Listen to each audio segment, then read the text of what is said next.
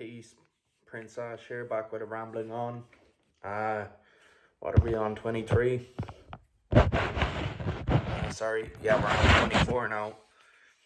And yeah, I'm happy to be doing them.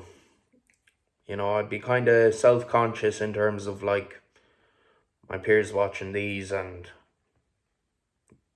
you know, having a problem with the shit I'm saying or fucking disagreeing with me or telling me I shouldn't be doing this. And a big part of that is the self-critique that I've been on about all week. I don't have to be liked by everyone, or some people might disagree with what I do in my life and my lifestyle and the art I produce and my life choices, I guess. I suppose there's no harsher critic. Right now, there's no harsher critic than myself on me. So it's kind of a thing where my mindset is just, I'm beating myself up all the time. And I'm criticizing myself all the time. And particularly today, like I'm I'm saying it as if it's horrible, but I'm facing into a job on Tuesday, my first day on the job. And I think the nerves are kind of getting to me now, like, because I'm getting kind of nervous and thinking it's a commitment and I don't like commitment. And what if my boss sees my vlogs or my music or whatever? So all those thoughts go through my head. And I've only ever got like good reactions from people about these things, like, so yeah, it's just, I'm up in my own head. Thinking old friends and stuff, I'm sure they would have told me, like, don't do this, you know. But yeah, I like it. And I kind of came to the conclusion as well, like I wrote down in my notes, as like, did I even mean anything to you? You know, the people that turned their back on me in my time of need, who abandoned me, who punished me, who attacked me. Did I even mean anything to you? I was friends with you for fucking years. Grew up with you. You're one of my day ones. And you just treat me like that and cast me out like I'm fucking nothing. Yeah. I found that hard to cope with. Just the fact that I got treated like I didn't mean anything to them. And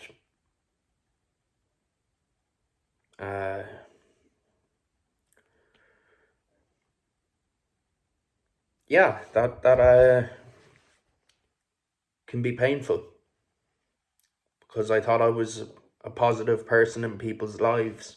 I thought I was making a positive impact, and I'm sure I was. You know, I was there in their times of need. I was there to console them, a shoulder to cry on, advice, my point of view, my opinion. It wasn't worthless stuff. And yeah, I was just kind of tossed away like an old fucking rag.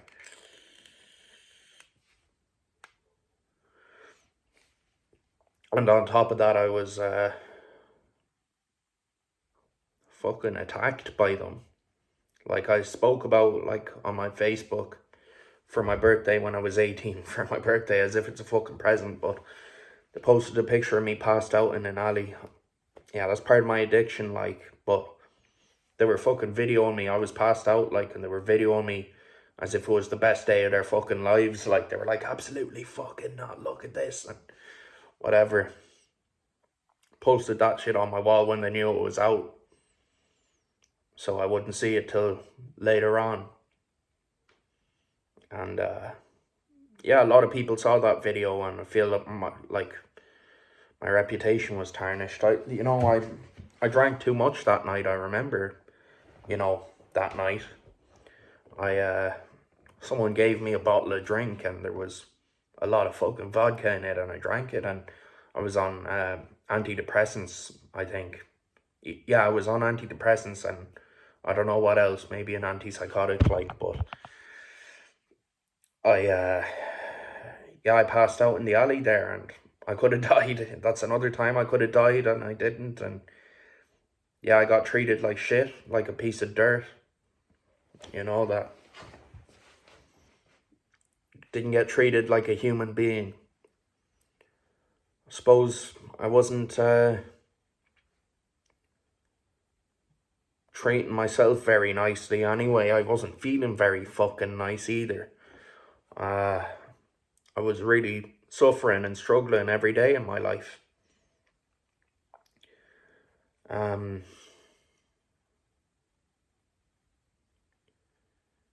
this is 10 years ago. And it still bothers me, like, at times. And it's water under the bridge to everyone else involved, or they probably never think about it, but this is something that bothers me. Because it's something I never got closure about. I never got an apology. And I never got asked, are you okay? Is there any way I can help you? I think I deserved that, at least. I deserved at least some condolences or respect or help, when I was clearly struggling. And especially when my uncle died, it hit me very hard, and my friends knew that, and they didn't come to the funeral, and they didn't offer me any condolences. And it's hard not to be salty about that, if you can relate, drop that in the comments, man. I know there was someone recently who was going through something similar, and yeah, it's just a bitch when that happens, man, yeah.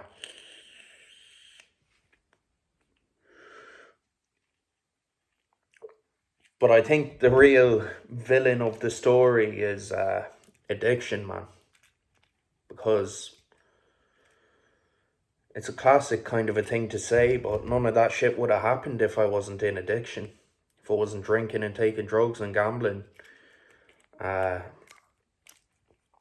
Yeah, I wouldn't be in this position, obviously, and I'd probably still be friends with all of those people, but I feel like in a way they showed their true colors. They were very bigoted people. They were very hateful, petty, resentful people.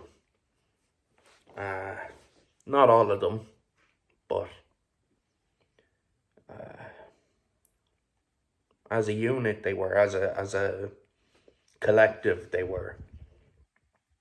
And there were some bad individuals involved. And post losing those friends and getting treated like shit, at the same time I was mixing with new people who were all toxic. Some in addiction, some not. But all of them were toxic. And they treated me like dirt as well. And maybe I'm more pissed off at them than my real friends, or, my day ones, we'll call them. My day twos treated me even worse. But I just liked the fact that they weren't bigoted, racist, bourgeois people, because my day ones are bourgeoisie,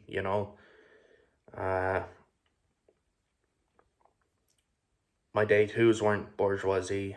And now I guess you could still call them my day twos, but for the sake of this video, we'll call it day threes. The people I met in recovery. Legends. Treated me like a prince. Prince Ash getting treated like a prince. No, I got treated with respect and love and care and genuine compassion, and they're friendships I hope to have for life, man. And with the help of God, one day at a time, we're trudging the road to happy destiny. So that's just a little more about my complex relationships with friends over the years.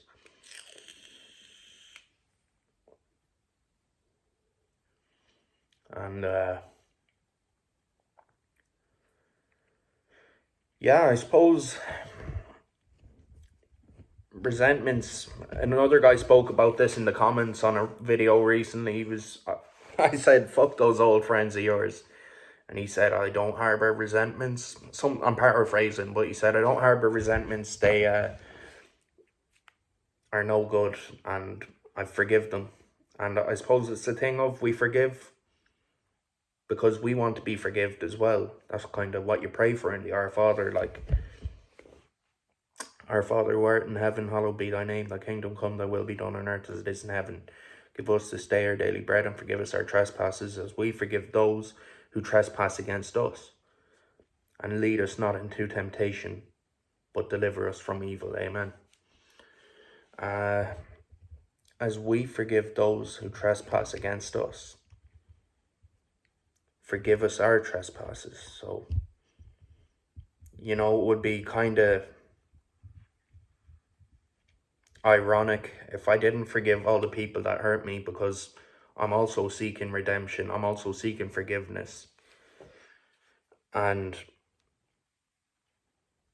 everyone around me has forgiven me for everything. And I've done some bad shit, like, but I haven't I haven't forgiven myself.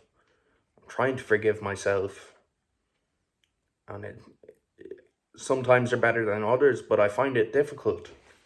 And criticizing myself is not forgiving myself, so that's why I keep talking about it. Like,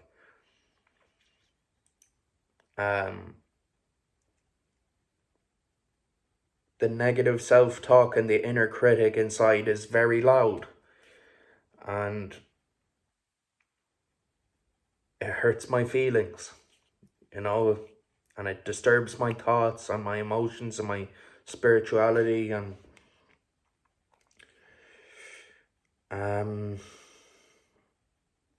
so I'm trying to find a way to forgive myself, because that's what matters the most.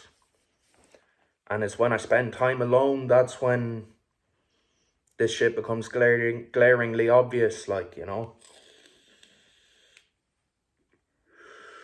And as I said, things are getting better, like,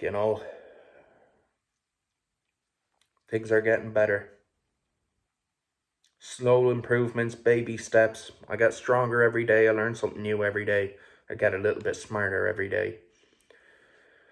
So I'll leave it at that. Peace. Prince Ash.